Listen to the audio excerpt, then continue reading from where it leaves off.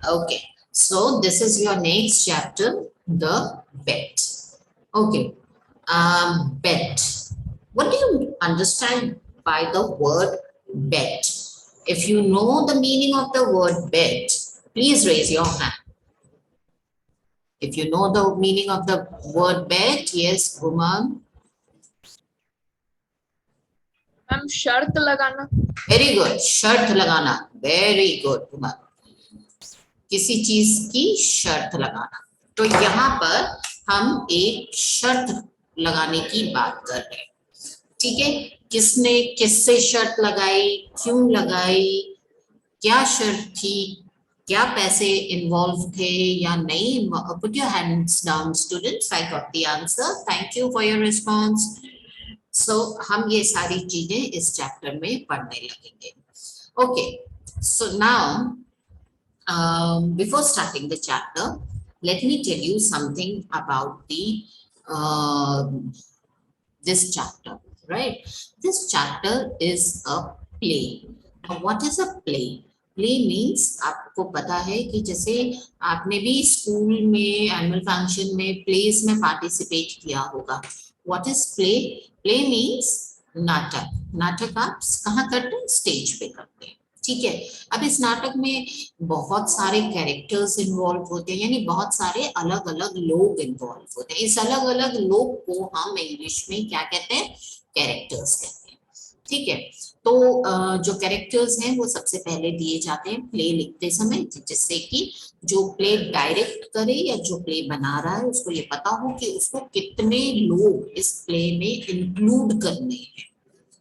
I hope I am clear कि उसको ये पता होना चाहिए कि उसको कितने लोग प्ले में इंक्लूड करने हैं. ओके, सो प्ले के कैरेक्टर्स हम उन पार्टिसिपेंट को कहते हैं जो जो प्ले में पार्टिसिपेट कर रहे होते हैं. ठीक है, तो अब ये जो पार्टिसिपेंट होते हैं इनके अपने नाम होते हैं एज पर दी प्ले. अब जो नाम है वो, क्योंकि this is a C, the first line says renowned French author Jules Verne wrote Around the World in 80 Days in 1873. 1873 में वर्ने ने ये around the world in 80 days जो प्ले था इसको लिखा था.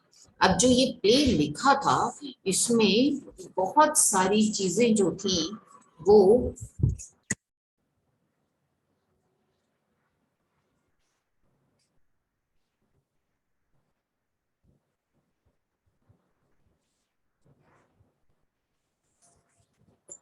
जो ये प्ले लिखा था उसमें बहुत सारे एडवेंचर्स थे. अब एडवेंचर्स का क्या मतलब होता है? बहुत इंटरेस्टिंग जर्नीज थी, बहुत सारे ऐसी चीजें थी जिसको सुनने में या करने में आपको बहुत ज्यादा मजा आता है. ठीक है, सो ये चीजें इन्वॉल्व थी.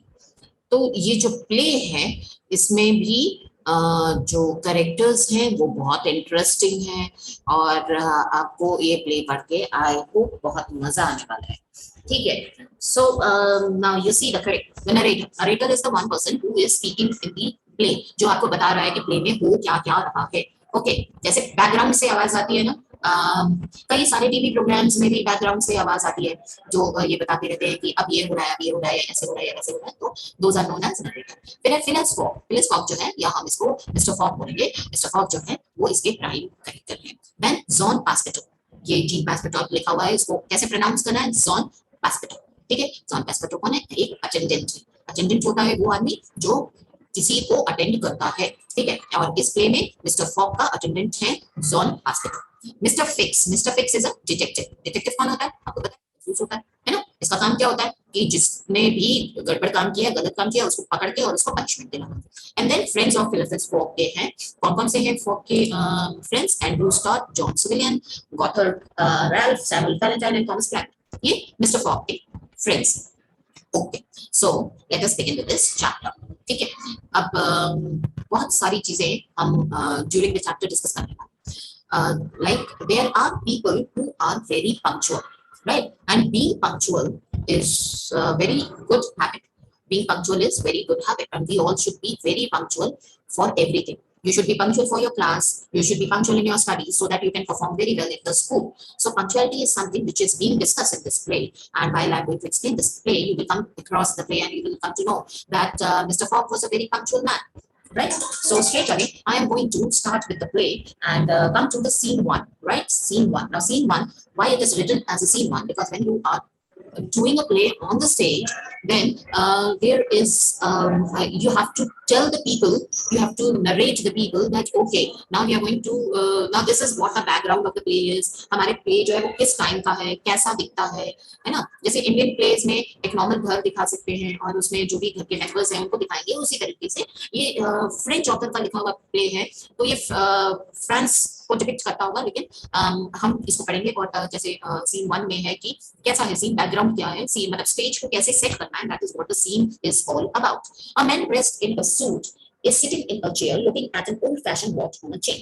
Now there is a man who is, now you can see this picture and you can see that the man is sitting on a chair and looking at the old-fashioned watch. Now what is old-fashioned watch? What do you mean by the old-fashioned watch? आपको पता है पुराने जमाने में जो घड़ियां होती थी, अब तो बहुत अलग-अलग तरीके की रिस्ट वॉच आ गई है. एंड आजकल तो बहुत कम लोग रिस्ट वॉच रखते हैं because there is a watch in a mobile, so there's no need to have a wrist watch, right? But earlier what used to happen was that there were different types of the wristwatches. So now one was to tie on your wrist, यानी आपकी कलाई पे बांधने के लिए एक watch होती थी, और एक जो पुराने जमाने की ओल्ड फैशन वॉच होती थी वो कैसे होती थी कि आपके पॉकेट में आप उसको गले में पहनते थे एज अ चेन, और वो आपके पॉकेट में जो फ्रंट पॉकेट होती है ऊपर की, यहाँ पर उस वॉच को रखा जाता था. So a man is dressed in a suit is sitting in a chair looking at an old fashioned watch on a chair.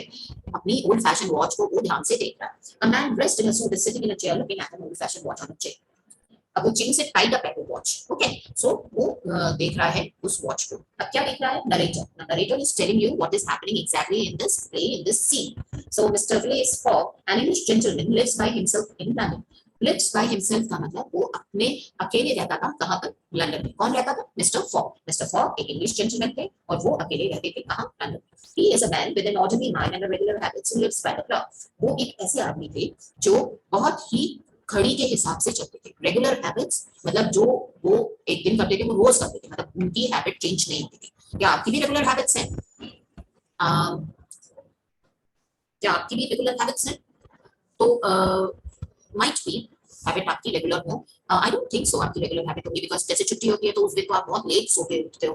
पर जो रेगुलर हैबिट का मतलब होता है कि जो आपकी जो दिनचर्या है, जो आपकी उठने का टाइम है वो एक सा रहेगा.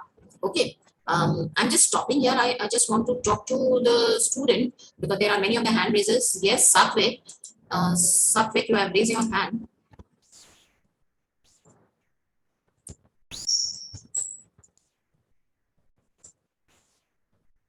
Yes, Neha. Yes, Neha.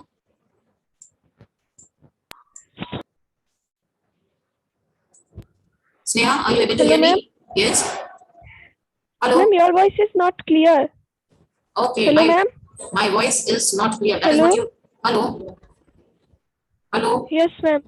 My voice is Hello, not clear. ma'am. That is what you are saying? Yes, ma'am. Okay. Give me a minute. Yes, ma'am. Give me a minute. I'm doing something about it.